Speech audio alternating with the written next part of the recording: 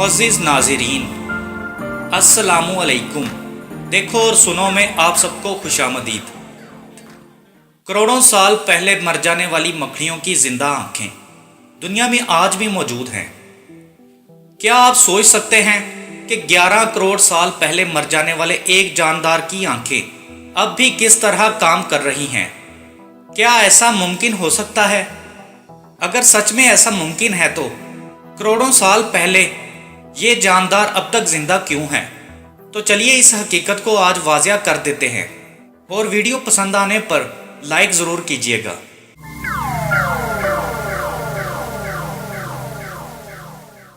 Korea में ऐसा ही हैरत अंगेज़ वाक़या सामने आया है। दर हकीकत कोरिया में 11 करोड़ साल पहले मर जाने वाली मकड़ियों के फॉसिल्स को दरियाफ्त किया गया है और साइंसदान ये देखकर हैरान रह गए कि 8 टांगों वाली इस मखलूक की आंखें अब भी अक्स वापस पलट रही हैं। आमतौर पर चट्टानों में करोड़ों साल के लिए महफूज हो जाने वाली मकड़ियां देखने में नहीं आती, क्योंकि ये जानदार खोल वाली समुद्री मखलूक के मुकाबले में ज़्यादा कमज़ोर होता है।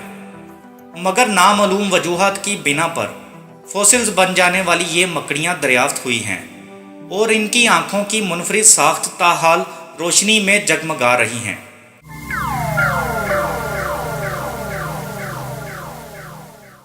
इस तरह की साख्त को टेपटम कहा जाता है और इसे वो जानदार इस्तेमाल करते हैं जो तारीकी में शिकार करते हैं।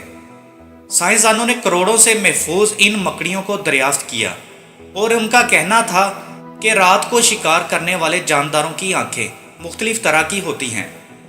उन्होंने बताया कि ये पहली बार है कि हमने टेपटम को किसी फॉसिल ज़दा जानदार में दरियाफ्त किया है।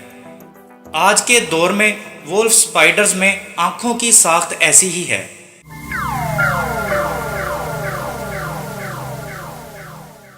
मगर ये इसरार अभी तक हल नहीं हो सका कि ये मकड़ियां पत्थर का हिस्सा कैसे बन गईं।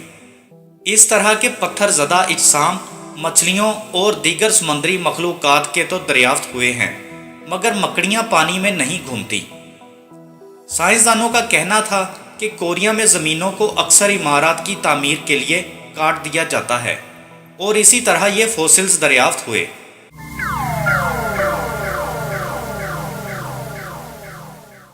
मज़ीद इंटरेस्टिंग वीडियोस देखने के लिए चैनल सब्सक्राइब करके बेल बटन दबा दें ताकि हर न्यू आने वाली वीडियो का नोटिफिकेशन आपको सबसे पहले मिल सके। मिलते हैं नेक्स्ट वीडियो में। Thanks for watching. अल्लाह हाफिज़।